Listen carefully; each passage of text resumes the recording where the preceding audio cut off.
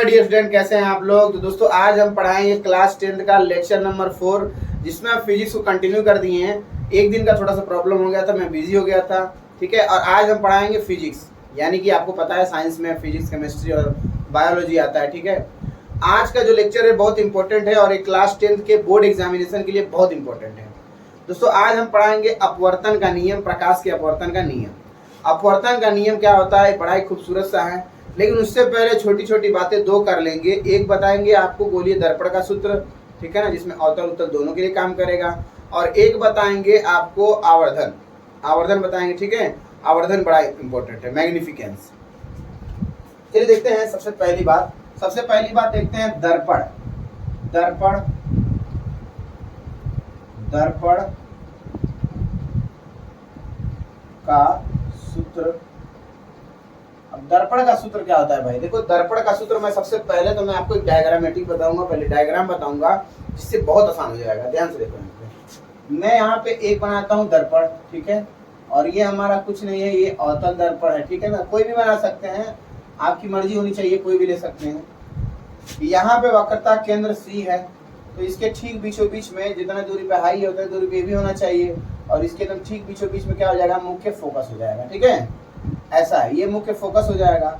अब देखो दोस्तों, यहाँ पे एक वस्तु रख देंगे, जिस वस्तु का नाम हम देते हैं A और B, चाहे कुछ भी रख सकते हैं, मर्जी आपकी होनी चाहिए, काम मेरा होना चाहिए, ठीक है। अभी देखो यहाँ से क्या करेंगे, यहाँ से ये जो पीछे जो ऐसे ऐसे निशान है, तो पता होगा मैं इसको पॉलिश किया हूँ। और ये किरण यहाँ से जाएगी, सीधा ऐसे हिट करेगी, इस पे मारेगी, हिट मतलब मारेगी। और मारने के बाद आपको पता होना चाहिए कि ये किरण समांतर जाती है। और जो किरण समांतर जाती है, तो पहला इसमें जो लॉ बताए हैं उसमें नियम आप देख लीजिएगा। जो किरण समांतर जाती है वो मुख्य फोकस से वापस होकर आती है। तो ये किरण आपतित हुई, एरो ऐसे दिखाएंगे, फिर यहाँ से टकरा के रिवर्स जा रही है, तो ये ऐसे दिखाएंगे, ठीक। दूसरी किरण कहाँ से जाती है, दूसरी किरण जाती है मुख्य फोकस से होकर जाती है, लेकिन लाइन उनसे थोड़ी सी टेढ़ी हो जाती है, तो ये भी दिक्कत है। यहाँ से ऐसे जाएगी, ठीक है। अब यहाँ से ये देखिए मुख्य फोकस से होकर जा रही है, और यहाँ से वापस टकरा किधर जाएगी, यहीं पे कहीं काटेगी इसमें, ठीक है। ये A वाली किरण यहाँ से ऐसे गई, यहाँ से यहाँ काटी, और फिर B वाली तो आपकी लाइन इसी में रहेगी, और ये आ गई, ये आ गई। अब देखिए यहाँ से हम बना देते हैं फटाक से, तो देखो ध्यान से, यहाँ पे A वाला मुंह नीचे आ गया, और B वाला तो आपका यहीं पर है, तो इसको B डैश कह दे, इसको A डैश कह दे, ठीक है। अब ये वाला जो होता है क्या है, प्रतिबिंब है, यानी इमेज है, ठीक है ना। ये प्रतिबिंब, ऐसा प्रतिबिंब बनेगा दोस्तों, ठीक है। अब हम बात करते हैं कि इसके कुछ नाम बताएंगे। यहाँ पे इस नाम का ध्रुव P से दिखाते हैं, ये स्मॉल f, वक्रता केंद्र C होता है, ये वस्तु है आपकी B, ठीक है। अब ध्यान देने वाली बात ये है कि इसका फॉर्मूला क्या होता है। दोस्तों मैं फॉर्मूला बताता हूँ दर्पण का। तो फॉर्मूला होता है 1/f इक्वल टू 1/u और प्लस 1/v। ये होता है दर्पण का सूत्र, गोलीय दर्पण, अवतल दर्पण, ठीक है, दोनों यूज होगा। अब खास बात यह है कि ये काम में किस आता है दोस्तों, ये काम में आता है कि आपका प्रतिबिंब कहाँ बनेगा, ठीक है। ये क्या क्या चीज बताता है, जैसे कि हम कोई भी गोलीय दर्पण ले लिए, चाहे वो अवतल हो चाहे वो उत्तल हो, ये बताएगा कि हमारा जो होता है इमेज कहाँ बन रहा है। दोस्तों इमेज, जैसे मान लीजिए कि हम एक दर्पण ले लिए, ठीक है, और दर्पण लेने के बाद उसमें अवतल है, हम वस्तु यहाँ पे रखें, तो उसका प्रतिबिंब कहाँ बनेगा, ठीक है। उत्तल है तो कहाँ बनेगा, प्रतिबिंब को बताने के लिए पूछ सकता है, या बोलेगा प्रतिबिंब दे देगा, पूछेगा वस्तु कहाँ पे रखी होगी तो प्रतिबिंब यहाँ पे बनेगा, ठीक है। ये भी दे सकता है, कभी कभी मुख्य फोकस पूछ सकता है, ठीक है। तो इसमें घुमा फिरा क्या है कि इन तीनों में से 1 2 3 क्वांटिटी में से 2 ठो क्वांटिटी को दे देगा, 1 ठो को निकालने को देगा, ठीक है ना। तो 1 ठो को आसानी से हम निकाल सकते हैं, सिंपल सा कैलकुलेशन है। और हम एग्जाम्पल भी कोशिश करेंगे, अगर इसमें टाइम मिल जाएगा तो एग्जाम्पल एक बता देंगे, ठीक है। अब देखिए दोस्तों, यहाँ पे होता क्या है, ध्यान से देखिए। इसका मैं देखो दोस्तों, मेरा जो वीडियो बनाने का मोटिव रहता है, मैं एकदम क्वांटम लेवल तक बताता हूँ, क्योंकि बच्चे को एकदम पूरा समझ में आना चाहिए, ठीक है। तो इसलिए मैं पूरा बेसिक से लेके पूरा अपर लेवल तक उठाता हूँ, 0 से हीरो, ठीक है ना। हाउ टू मेक 0 से हीरो, 0 से हीरो, ये मेरा मोटिव बनाने का, आप लोग बनेंगे। ध्यान से देखो, पहला हम नियम बताए थे कि दूरी कभी भी मापते हैं तो वो कहाँ से मापते हैं, ध्रुव से। तो ध्रुव क्या है आपका, यही है ना, ये P। तो P से लेके स्मॉल f तक के बीच की दूरी, यानी कि हम कह सकते हैं, इसको हम कह देते हैं P से लेके स्मॉल f तक की दूरी को बोलते हैं मुख्य फोकस, जिसको स्मॉल f से दिखाते हैं। उसको क्या बोलते हैं, मुख्य फोकस, ठीक है ना। इसको फोकस दूरी कहते हैं। यहाँ से यहाँ तक के बीच में दूरी है ना भाई, ये दूरी क्या होती है, फोकस दूरी। तो इसको बोलते हैं फोकस दूरी, इसको फोकस दूरी बोलते हैं। कहाँ से कहाँ तक, तो ध्रुव से, दर्पण से लेके कहाँ तक, यहाँ तक, मुख्य फोकस के बिंदु तक। भाई ये बिंदु मुख्य फोकस बिंदु है और ये क्या है, ध्रुव है। तो ध्रुव से लेके मुख्य फोकस बिंदु के बीच की जितनी भी दूरी होती है, मतलब दूरी कितनी होती है, यहाँ से लेके यहाँ तक, ये वाली, इस दूरी को बोलते हैं फोकस दूरी। और दूरी हमेशा कहाँ मापते हैं, ध्रुव से मापते हैं, ठीक। अब देखिए P से लेके B डैश, P से लेके B डैश पे क्या बन रहा है, प्रतिबिंब बन रहा है। तो हम लिखेंगे P से लेके B डैश यानी PB डैश। PB डैश बराबर क्या होगा, जहां प्रतिबिंब बनता है दोस्तों उसके बीच की दूरी को बोलते हैं V। तो इसके में इसमें क्या लिखेंगे, दर्पण से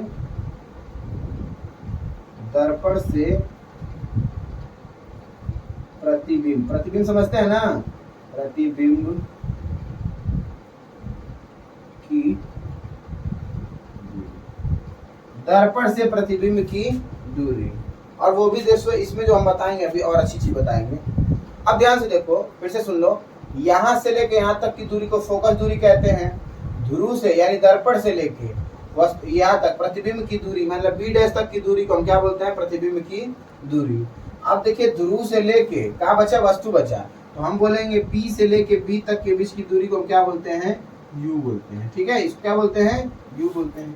और इसको क्या बोलते हैं, दर्पण से वस्तु की दूरी, दर्पण से वस्तु की दूरी, ठीक है दोस्तों, ये हो गया, ठीक है। बहुत ही अच्छी तरीके से हम समझा दिए हैं। P से लेके F तक के बीच की दूरी को फोकस दूरी, P से लेके यहाँ तक B डैश की दूरी कितना हो जाएगा, PB डैश हो जाएगा। इसके बीच की दूरी को हम क्या बोलते हैं, V से दिखाते हैं, स्मॉल v से। और ये जो होता है क्या होता है भाई, ये होता है प्रतिबिंब की दूरी, स्मॉल v प्रतिबिंब की दूरी होता है। और P से लेके B तक के बीच की दूरी क्या बोलते हैं, वस्तु की दूरी। और वस्तु की दूरी को हम दिखाते हैं U से, ठीक है दोस्तों। अब दिखाते हैं आवर्धन, आवर्धन किसे कहते हैं, ठीक है, जो कि बहुत इंपॉर्टेंट है। इसमें एक एग्जांपल करा दें क्या, नहीं पहले एग्जांपल करा देते हैं, ठीक है। मैं अपने मन से बताता हूँ, इसको एग्जांपल करा दूं। यदि अवतल दर्पण की वक्रता त्रिज्या 6 सेंटीमीटर हो, ठीक है, जो हो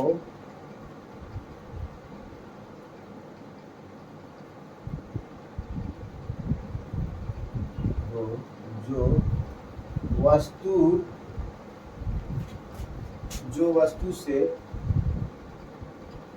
से 18 सेंटीमीटर दूरी पर हो। वस्तु का प्रतिबिंब कहाँ बनेगा, वस्तु का प्रतिबिंब प्रतिबिंब कहाँ बनेगा। बड़ा ही अच्छा सा क्वेश्चन है दोस्तों। इसको आप लोग वीडियो को पॉज करके थोड़ी देर के लिए आप सॉल्व करें और मैं बताऊंगा इसका क्या होगा, ठीक है ना। मैं जब तक क्वेश्चन लिख रहा था उस टाइम आप क्वेश्चन लिखिए आराम से, वीडियो को पॉज करिए और इस क्वेश्चन को सॉल्व करिए और इसका आंसर कमेंट बॉक्स में कमेंट करिए। फिर मैं बताऊंगा कि आप लोग सही हैं या फिर गलत, ठीक है। अब देखो, यदि अवतल दर्पण की वक्रता त्रिज्या 6 सेंटीमीटर है, जो वस्तु से 18 सेंटीमीटर दूरी पर है, मतलब मैं कह दूं कि यहाँ पे कोई वस्तु रखी है ऐसे A और B, और कह दे रहा हूँ कि दर्पण इससे कितनी दूरी पे है, 18 सेंटीमीटर, 18 सेंटीमीटर। और दर्पण भी कैसा है, अवतल दर्पण है ना दोस्तों। ऐसा दे दिया है तो हमको बनाना है, मैं बता देता हूँ फटाक से, देख लो। इसमें एक मैं बनाता हूँ अवतल दर्पण, ठीक है, अवतल दर्पण। यहाँ से बनाता हूँ मुख्य अक्ष, यहाँ पे लिख देता हूँ वक्रता केंद्र C, और यहाँ पे क्या है, वस्तु है, ठीक है। वक्रता केंद्र दिया इतना 6, यहाँ पे दिया यहाँ से यहाँ तक की दूरी को वक्रता त्रिज्या कहते हैं, ठीक है ना। वक्रता त्रिज्या 6 सेंटीमीटर, मतलब कि यहाँ से लेके और यहाँ तक ध्रुव होता है, ठीक है। इसके बीच की दूरी कितना दे दिया भाई, इसके बीच की दूरी दे दिया 6 सेंटीमीटर, और वस्तु कहीं इधर कहीं पर है, वस्तु कहाँ पर है, थोड़ा दूरी पे है, किधर है, मान लो इधर है, वस्तु किधर है, इधर है 18 सेंटीमीटर, तो मान लो कि यहाँ पे वस्तु है, ठीक है ना, यहाँ पे वस्तु, ये हो गया बी, ठीक है।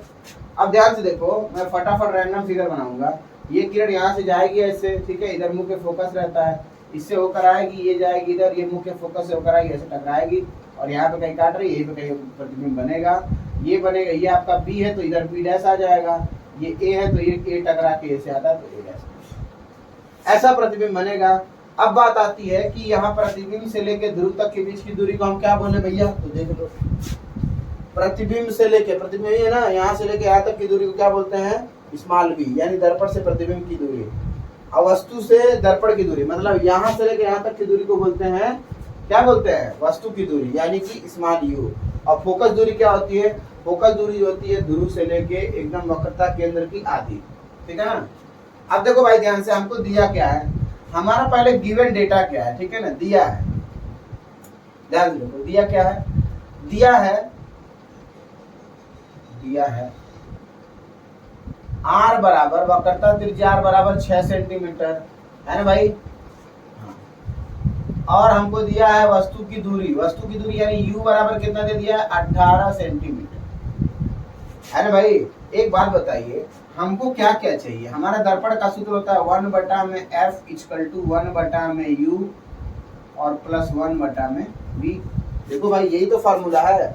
अब इसके लिए हमको देखो u चाहिए, कोई दो चाहिए, ये चाहिए, ये तो हमको दिया नहीं है, ये भी नहीं दिया, ये निकालना है, ये भी निकालना है, तो कैसे होगा, इसके लिए बड़ी प्रॉब्लम है। तो हम एक तरीका अपनाएंगे, थोड़ा इसको मिटा के मैं बताता हूँ।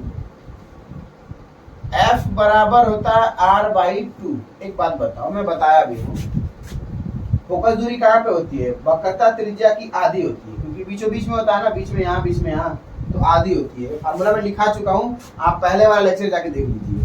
तो f बराबर क्या होता है, f बराबर r/2, r का मान कितना है 6, और ये 2 हो जाएगा, 6 से भाग देंगे तो कितना हो जाएगा 3 सेंटीमीटर, यानी फोकस दूरी 3 सेंटीमीटर हो गई, ठीक है। अब चलिए लगाते हैं 1/, में फॉर्मूला क्या है, 1/f, तो लिखेंगे 1, और अपान में f की वैल्यू कितनी है, 3 है, तो मैं 3 लिख दूंगा, बराबर है, बराबर लिख दूंगा, 1/u, 1/u, u की वैल्यू कितना दी है 18, तो 18 लिख दूंगा, प्लस है तो प्लस लिख दूंगा, और 1/v है तो 1/v लिख दूंगा।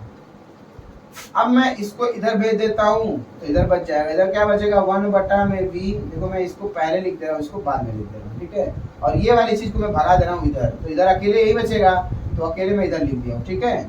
1/3 माइनस 1/18, एलसीएम लेंगे तो कितना हो जाएगा 18 × 3, 3 × 18 ले लो, 18 का इसमें करेंगे तो 18 कम 18 माइनस है तो माइनस, 3 कम 3, 18 में से 3 जाएगा तो 15, और बटा में 18 × 3, 3 × 18 ना, 3 × 18, 5 × 15, 3 × 5 15, सॉरी 3 × 5 15, 3 × 3, ठीक है, 3 × 3, यानी 5/18 आएगा दोस्तों, ये किससे कटेगा भी नहीं, ठीक है।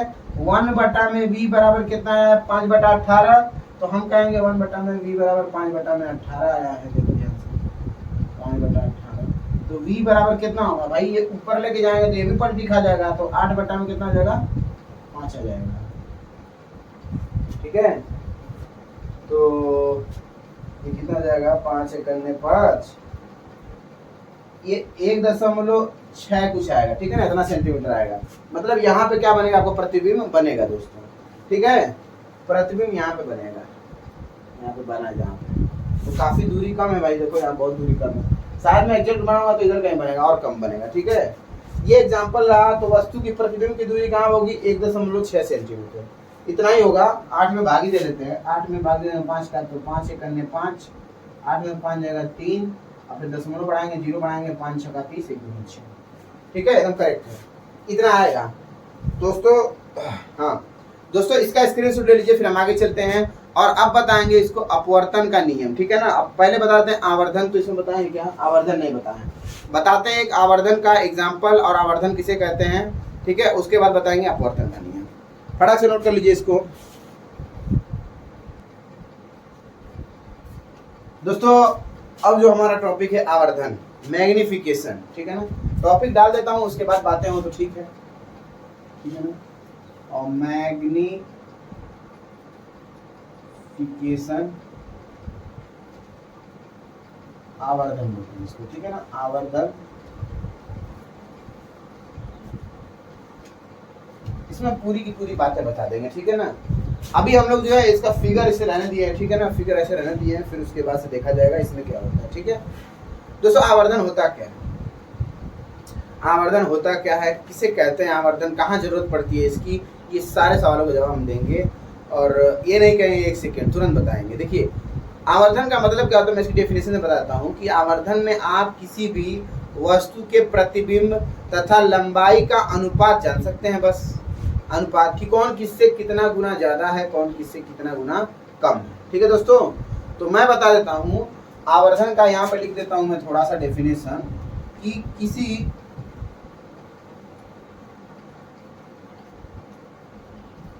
दर्पण द्वारा बने प्रतिबिंब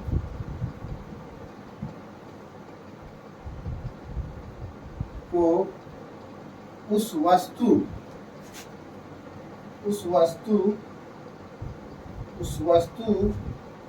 से प्रतिबिंब को उस वस्तु के निश्चित के अनुपात होता है ना, ये अनुपात को प्रदर्शित करता है, ठीक है, प्रदर्शित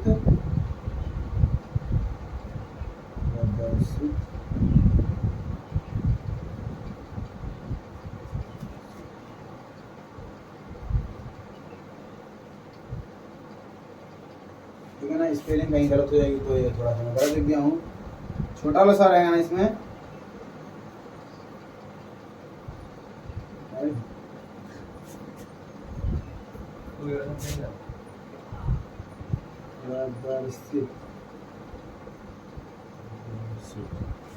ठीक है, ठीक है ना। देखो यहाँ पे होता है किसी दर्पण द्वारा बने प्रतिबिंब को उस वस्तु के अनुपात को प्रदर्शित करता है। देखो ध्यान से मेरी बात सुनो, मैं कहता हूँ कि यहाँ से लेके, देखो ध्यान से, ये क्या होता है, वस्तु की दूरी, ये देखो वस्तु कितना बड़ा है, देखो ए ओ क्या है भाई, सॉरी ए बी क्या है, ए बी तो आपका वस्तु है, वस्तु की लंबाई को कहा जाता है ओ, ऑब्जेक्ट, ठीक है ना। क्या होता है वस्तु की लंबाई, ओ, ए बी को क्या कहते हैं, ओ मतलब ऑब्जेक्ट, मतलब क्या होता है वस्तु की लंबाई कह दो, ऊंचाई कह दो, बात यही है, ठीक है। अब देखो ध्यान से दिया है आपके ए डैश और बी डैश, ए डैश बी डैश को कहते हैं आई फॉर इमेज माने प्रतिबिंब, तो बोलेंगे वस्तु की प्रतिबिंब की लंबाई लिख दो, प्रतिबिंब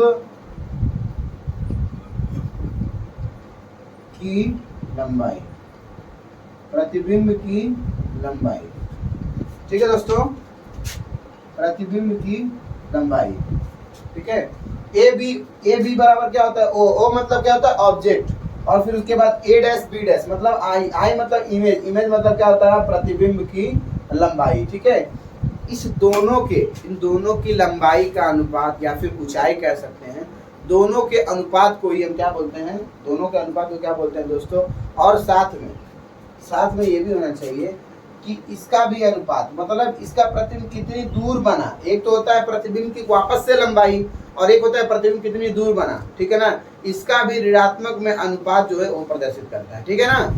तो देखो यहाँ पे ध्यान से, मैं यहाँ पे लिख देता हूँ आवर्धन का क्या यहाँ पे आपको दिख रहा है नीचे, मैं लिख दूंगा यहाँ पे आवर्धन को, दोस्तों आवर्धन को मैं यहाँ पे लिख देता हूँ। आवर्धन को सबसे पहली बात स्मॉल एम से दिखाते हैं, ठीक है, स्मॉल एम से, ठीक है। उसके बाद से क्या होता है, इसका फॉर्मूला होता है आई अपान में ओ। डेरिवेशन आपको यहाँ पे नहीं मिलेगा, क्लास 12 में डेरिवेशन मेरे वीडियो मिल जाएगा। और अगर आपको क्लास 12 का देखना है तो जाके देखिए लेक्चर, उसमें मैं इसका बताया हूँ। ठीक है। m बराबर कितना होता है, तो m बराबर होता है आई अपान में o इक्वल टू, आई का मतलब क्या है, प्रतिबिंब की लंबाई, ओ मतलब क्या होता है, वस्तु की लंबाई। ठीक है। उसके बाद होता है क्या, h ऑफ आई, ठीक है, h of o equal to minus v upon में u। ये आपका पूरा फॉर्मूला होता है। ठीक है। सवाल लगाने में कुछ इस तरह से लगाते हैं, आई अपान में o equal to minus v upon में u। सवाल लगाने में ये ज्यादातर से यूज होगा, यूज सभी होगा लेकिन ज्यादातर से केस में ये यूज होगा। ठीक है। ये बताता है निगेटिव में रहता है। और सबसे पहली बात एक इंपॉर्टेंट चीज जो बहुत लोग नहीं बताते हैं कि h, ठीक है ना, H I comma H O, ठीक है ना, हमेशा विद साइन रखना है, विद साइन। जितने भी चीजें विद साइन रखना है, विद साइन। साइन माने चिन्ह के साथ रखना है। ठीक है दोस्तों, अगर चिन्ह के साथ नहीं रखेंगे तो ये मामला बहुत डामाडोल हो जाएगा। ठीक है। अब देखिए यहाँ पे मैं बताता हूँ कि आपको मैं एक चीज बताया था कि अवतल में, अवतल और यहाँ पे उत्तल, अवतल में हमेशा इमेज कैसा बनता है, रियल, रियल माने वास्तविक। ठीक है। और उत्तल में बनता है कैसा, वर्चुअल मतलब आभासी। ये हमेशा होना चाहिए। ठीक है। अवतल में प्रतिबिंब ज्यादातर से केस में कैसा होता है, निगेटिव होता है, क्योंकि प्रतिबिंब जो होता है नीचे बनता है ना भाई, उल्टा बनता है। ठीक है। तो ये रहा, फटाफट से स्क्रीनशॉट ले लीजिए, फिर आगे चलते हैं, ले लीजिए दोस्तों। अब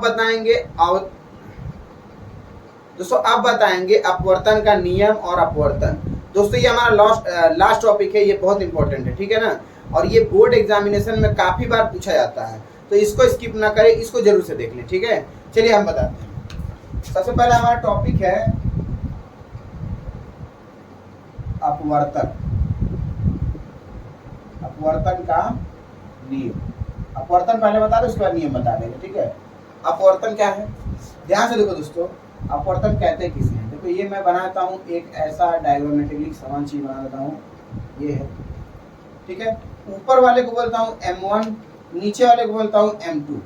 ठीक है, ऐसा कुछ कहानी है। और ध्यान से देखो, ये m1 है, ये क्या है, m2 है। और सबसे खास बात यह है कि यहाँ पे m1 बड़ा है किससे, या m1 छोटा है, m2 बड़ा है, m2 बड़ा है किससे, m1 से। ठीक है। ये पहली बात एक तो जान लीजिए। m2 यानी ये वाला नीचे वाला, ये पूरा का पूरा नीचे क्या है, ये पूरा का पूरा नीचे मान लो पानी है, ऊपर पूरा का पूरा मान लो कि हवा है। मतलब ये क्या है, हवा, ये ऊपर क्या है, पूरा हवा, और नीचे क्या है, पानी है। ठीक है। अब यहाँ से कोई किरण आएगी ऐसे, ठीक है, यहाँ से कोई किरण आई ऐसे, बात सुनना ध्यान से। अब इसको जाना चाहिए कैसे, ऐसे जाना चाहिए। ठीक है ना, ये नीचे पानी है, ऊपर हवा है, ये ठीक है। इस किरण को जाना चाहिए इधर। ठीक है ना, पहली बात यहाँ से अभिलंब बना दो, अभिलंब जो कि n है, अभिलंब को थोड़ा और नीचे तक लेके जाते हैं। ठीक है ना, ऐसे बना सकते हैं। ये किरण जो सीधा ऐसे आई, इसको सीधे ऐसे निकल जाना चाहिए। ठीक है ना, लेकिन इसमें होता क्या है कि ये ऐसे न जाकर के, ऐसे न जाकर के किधर आती है, ये अभिलंब की ओर ऐसे नहीं आती है, ये ऐसे नहीं आती है। मैं डॉटेड कर दे रहा हूँ ताकि आपको पता होना चाहिए। ये किरण को जाना चाहिए सीधे, लेकिन सीधे नहीं जाती है, ये कैसे जाती है, मुड़ जाती है, किधर, अभिलंब की ओर।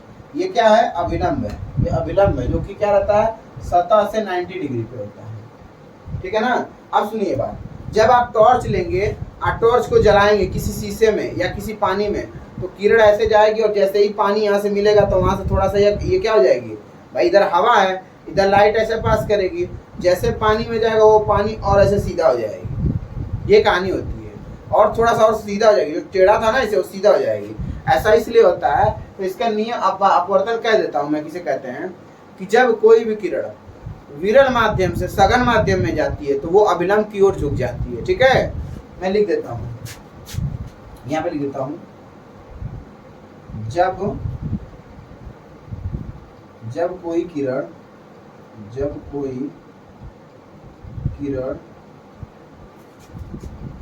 विरल माध्यम से सघन माध्यम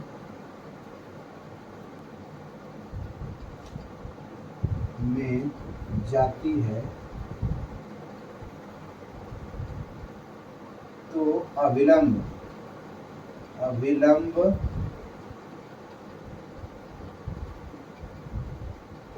की ओर झुक जाती है। ठीक है, ये है मतलब जब ये किरण को जाना चाहिए सीधे, लेकिन ये क्या होती है, अविलंब की ओर झुक जाती है। मतलब ऐसे ना जाकर के ऐसे टिल्ट हो जाती है। ठीक है ना, ये ऐसे मतलब इधर झुक जाती है। अब ये वाली किरण जो है क्या होती है, पहले गिरी इस पे, ठीक है ना, तो इसको बोलते हैं आई, एंगल ऑफ इंसिडेंस मतलब आपतन कोण, और ये क्या होती है, टकरा के जाती है तो इसको बोलते हैं परावर्तन कोण आर। ठीक है दोस्तों। हाँ, अब देखिए ये पहला हो गया ये केस। ठीक है, इसमें दूसरा एक और बताता हूँ मैं आपकी जानकारी के लिए, आपकी किताब में यही रहेगा। ये एक है माध्यम। अब मैं बोल देता हूँ कि ये दोस्तों आपका मान लीजिए, थोड़ा सा बड़ा बना दूं, ये मान लीजिए कि क्या है, M1 है, ये वाला क्या है, M2 है। ठीक है, मतलब ऊपर का माध्यम कुछ और है, नीचे का माध्यम कुछ और है। अब इसमें हम बता देते हैं कि मानते हैं कि ये माध्यम कैसा है, इस माध्यम में हम कह देते हैं, दूसरे में लिख लो, दूसरे में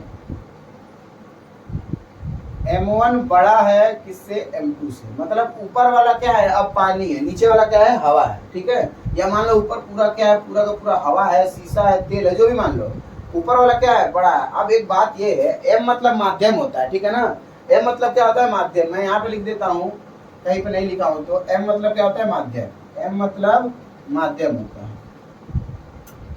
ठीक है, M मतलब क्या होता है, माध्यम। अब कोई किरण मान लो ऐसे आई, ठीक है, ऐसे आई,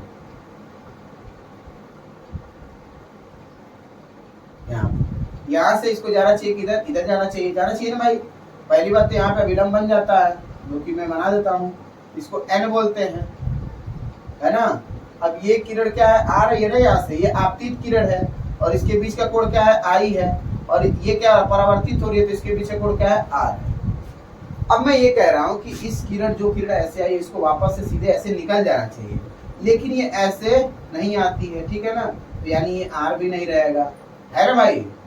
देखो परावर्तित होनी चाहिए ऐसे, लेकिन वो परावर्तन कोण बनी कहाँ, जब परावर्तित किरण नहीं आएगी, ये किरण ही जब नहीं आएगी तो वो कहाँ से बनेगा। अब ये किरण ध्यान से थोड़ा सा इमेजिन करो कि पहले होता था, ये विरल था, यानी हवा था, ये पानी था। अब ये क्या हो गया है, अब ये पानी हो गया है, और ये क्या हो गया है, हवा हो गया है।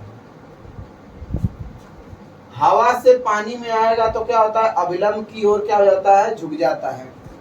अब पानी से हवा में आएगा तो ये किधर जाएगा, अविलंब से दूर भाग जाएगा, ये इधर भाग जाता है। ये किधर भाग जाता है, इधर, ये ऐसे हो जाता है। भाई जाना चाहिए इसको इस डायरेक्शन में, लेकिन ये इधर भाग जा रहा है, क्योंकि हवा, देखो पानी से हवा में आ रहा है, पहले हवा से पानी में। थोड़ा यहाँ का लॉजिक देखो, इस चीज को उल्टा देखोगे, मान लो किरण इधर से जा रही है, तो ये मान लो पानी है, पानी से हवा में जा रही है, तो किधर आ रही है, ये अविलंब है, अविलंब से दूर हट जा रही है, इससे दूर हट जा रही है। जाना चाहिए इसको इधर, लेकिन ये दूर हट जा रही है। वही वाला फिगर ये है, सिर्फ उल्टा है। ठीक है दोस्तों, और यहाँ पे M1 क्या है, बड़ा है किससे, M2 से। ये आपतित किरण है, और ये क्या है, परावर्तित किरण है। ठीक है ना, और इसके बीच का कोण क्या हो जाएगा भाई, यहाँ का जो कोण होता है, ये क्या हो जाएगा, ये हो जाएगा आपका R। ठीक है, आपतन कोण और परावर्तन कोण, ठीक है ना, ये R हो जाएगा। ठीक है दोस्तों, और ये वाली जो किरण है, ये वाली कहीं बनती नहीं है, ये मैं सिर्फ इसलिए दिखाया हूँ, ऐसे बनाया इसलिए हूँ ताकि आपको पता होना चाहिए कि ये क्या हो रही है, इससे दूर हो रहा है, डिफ्लेक्ट हो जा रही है। ठीक है, अब ये थोड़ा सा मिट गया है तो कोई बात नहीं। अब बात करते हैं अपवर्तन के नियम का। ठीक है ना, अपवर्तन का नियम, अपवर्तन का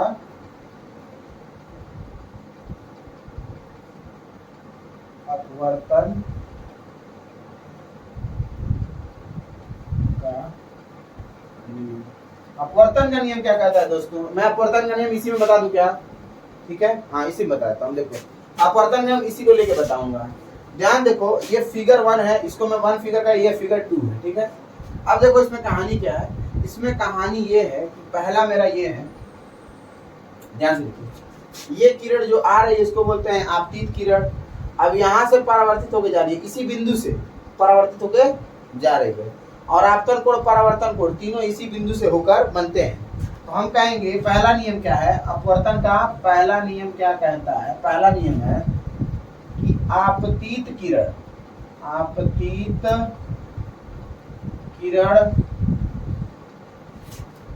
परावर्तित किरण तथा आपतन कोण तथा परावर्तन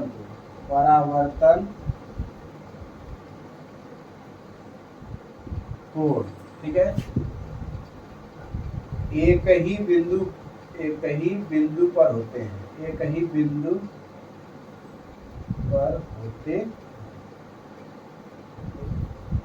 मतलब क्या है आपतित किरण, मतलब जो किरण गिर रही है बच्चों, देखो ये किरण गिर रही है ना इसी बिंदु पे, और यहाँ से टकरा के वापस इधर ही जा रही है, ठीक है ना, लेकिन इधर नहीं गई है, इधर जाना चाहिए लेकिन गई नहीं है, वापस टकरा के इधर आ जाती है, ठीक है। और देखो आपतन कोण परावर्तन कोण इसी बिंदु से होकर बन रहा है इससे, ठीक है। तो इसको क्या बोलेंगे आपतित किरण परावर्तित किरण तथा आपतन कोण तथा परावर्तन कोण एक ही बिंदु पर होते हैं। अब देखो दूसरा हम टॉपिक बनाते हैं, इसमें दूसरा टॉपिक बाबू आधार कार्ड घोड़ा कर रख ले।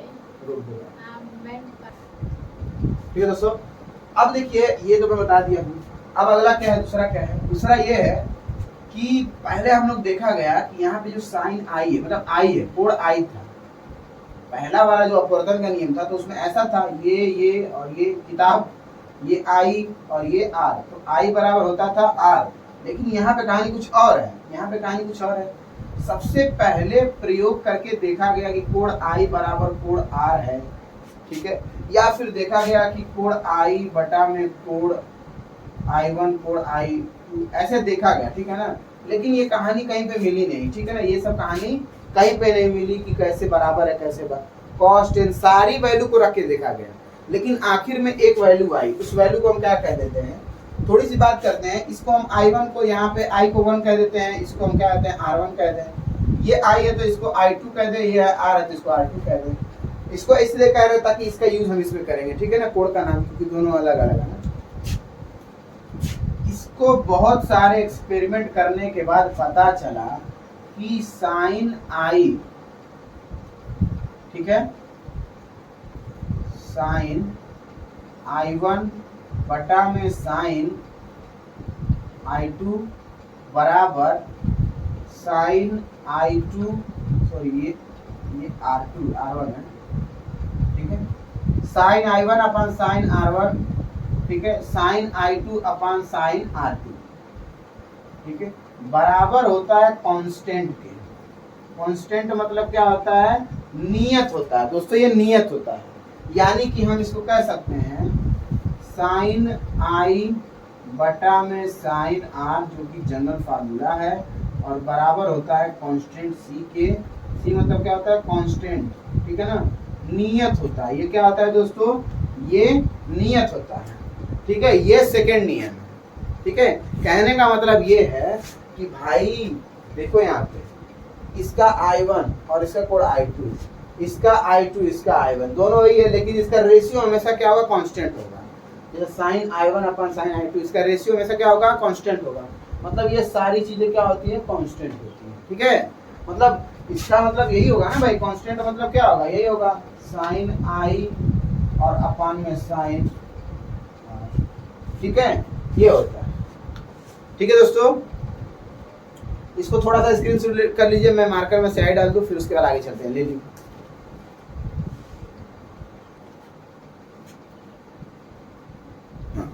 ठीक है, करेक्ट है।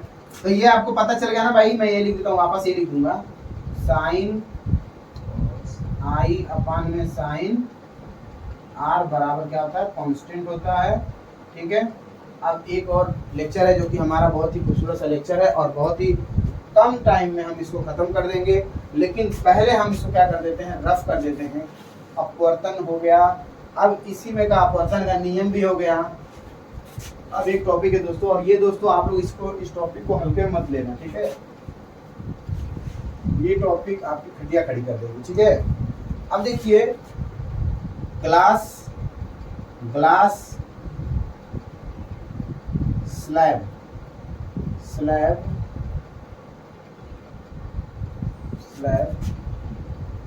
में अपवर्तन का नियम, अपवर्तन ऐसे हेडिंग दिया रहेगा, अलग अलग किताब में अलग अलग दिया था, लेकिन टॉपिक में वही बताऊंगा, अपवर्तन, ठीक है ना। मैं लिख देता हूँ अच्छे से, ग्लास स्लैब में प्रकाश का अपवर्तन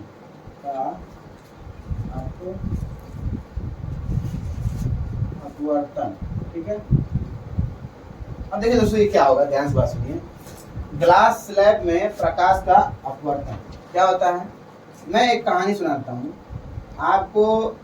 ये एक ऐसा मोटा सा ग्लास स्लैब मतलब होता है मोटे से ऐसे शीशे का ग्लास, एक मोटा सा ये क्या है, शीशा, ये कांच है, ठीक है ना। अब देखिए मैं यहाँ पे कहता हूँ कि यहाँ से कोई किरण, अब देखिए ध्यान सुनिए, इसमें माध्यम ये क्या है, M1 है, ठीक है, और इसके अंदर माध्यम क्या है, M2, इसके अंदर माध्यम क्या है, M2 है, और ये भी क्या है, M1 है।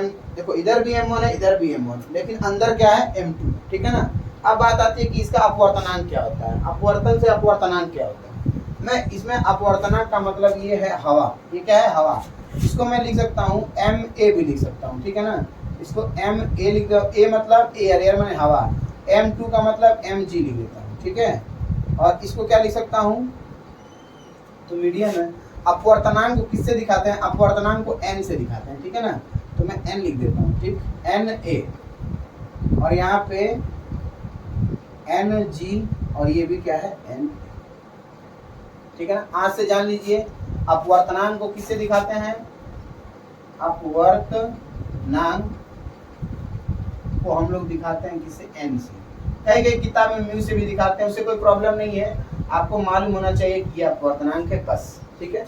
और इसमें एक चीज बतानी है कि अपवर्तनांक को कैसे पढ़ते हैं। जैसे मान लीजिए कि दे दिया ANW या फिर ANG, ठीक है ना।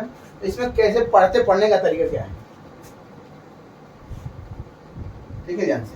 ANG को पढ़ते हैं कि A मतलब हवा, ये मतलब क्या होता है, एयर माने हवा के सापेक्ष, इसको जब बताना रहता है तो इसके हिसाब से बताते हैं, ठीक है ना, यही है। इसको जब बताना तो इसके हिसाब से, वो कैसा हिसाब है वो हिसाब किताब में बता रहा हूँ। हवा के सापेक्ष शीशे का अपवर्तनांक,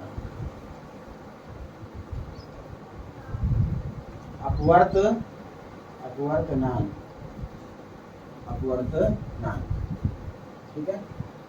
ये है दोस्तों, ठीक है ना, ये बहुत इंपॉर्टेंट है, बच्चे कंफ्यूज रहते हैं।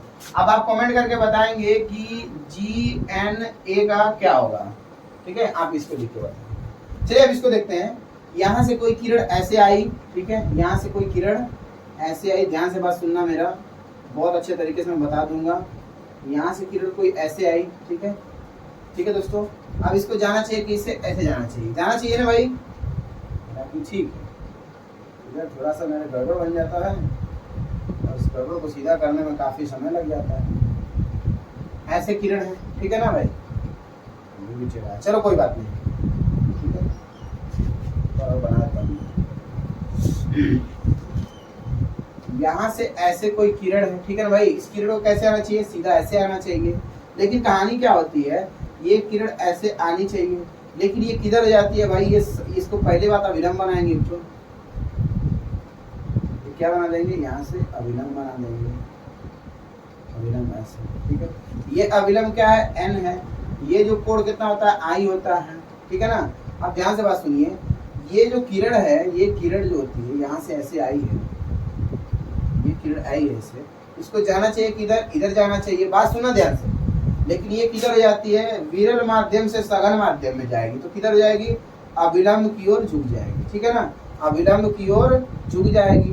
और ये वाले को हम ऐसे डैश बना देते हैं, कोई दिक्कत होनी भी नहीं चाहिए। अब देखिए ऐसे में डैश बना दिया, ठीक है, ठीक है दोस्तों, ऐसे हो गई। अब ध्यान से बात सुनना कि ये डैश यहाँ तक रहेगा, ठीक है, और ये हो जाएगा कितना, ये आ जाएगा। ध्यान से बात सुनो, ये किरण को सीधा चले जाना चाहिए ऐसे, लेकिन ये क्या हुआ इसमें, यहाँ से ये आना चाहिए, देखो यहाँ से इसको सीधे चले जाना चाहिए, लेकिन यहाँ से आने के बाद ये क्या है, सघन यानी घना माध्यम है, इसके वजह से क्या हो जाता है, अभिलंब की ओर झुक जाती है। अभिलंब क्या है, ये एन, कैपिटल एन क्या होता है, अभिलंब हो जाता है। और फिर उसके बाद अभिलंब से, यानी ये माध्यम क्या है, घना है, मतलब क्या है, सघन है, सघन से विरल में जाएगी तो वापस से क्या हो जाएगी, यहाँ से अभिलंब आप बनाएंगे ऐसे, यहाँ से क्या बनाएंगे, अभिलंब ऐसे बनाएंगे, ये इसको N1 बोल दो, ठीक है, और ये हो गया N2। अब इसको जाना चाहिए किधर, इसको जाना चाहिए सीधा ऐसे, लेकिन ये क्या होती है, अभिलंब से थोड़ा सा दूर हट जाएगी। तो अभिलंब से दूर हटेगी तो कैसा हो जाएगा, थोड़ा सा इसका फिगर एक्चुअल सही बना ऐसे, तो ये किधर जाना चाहेगी, देखो ध्यान से बात सुनिए भाई, एक किरण ऐसे आई, इसको जाना चाहिए सीधे, लेकिन सीधे नहीं गई, क्योंकि ये विरल माध्यम है, ये सघन माध्यम है, तो ये अभिलंब की ओर झुक गई। झुकने के बाद गई, और उसके बाद शीशे के बाद क्या आता है, हवा आता है। तो हवे में कोई किरण जब जाती है तो उसके बाद क्या होता है, हवे में जाती है तो वो अभिलंब से दूर भाग जाती है, ठीक है ना। पहले अगर घने में जाएगी, हवे से घने में जाएगी, कोई माध्यम रहेगा, हल्के माध्यम से घने में जाएगी तो हमेशा अभिलंब की ओर झुकेगी, और घने से अगर बाहर जाएगी तो उसका उल्टा हो जाएगा, यानी उससे अभिलंब से दूर भाग जाएगी। इसको जाना चाहिए था इधर, लेकिन ये किधर जाएगी, ये इधर जाएगी। कैसे, इसी के समांतर में जाएगी। ये वाली जो किरण है ना, ये वाली लाइन आपकी हो जाएगी ऐसे डॉटेड, ठीक है, और यहाँ पे एक कोड हो जाएगा आर, मतलब ये वाली जो किरण है ये क्या हो जाएगी, विरल माध्यम में इधर की तरफ भाग जाएगी, ठीक है ना, अभिलंब से दूर। अभिलंब इसमें कौन है, ये है N2, N2 से क्या हो जाएगी, दूर हो जाएगी, ठीक है दोस्तों वीडियो बहुत ही मतलब कि आपके लिए बहुत अच्छा बनाया हूँ। आप वीडियो को स्किप ना करें और पूरा देखें, और अपने दोस्तों में थोड़ा सा शेयर कर दें। दोस्तों आज के लिए इतना ही, मिलता है नेक्स्ट वीडियो में, तब तक के लिए जय हिंद।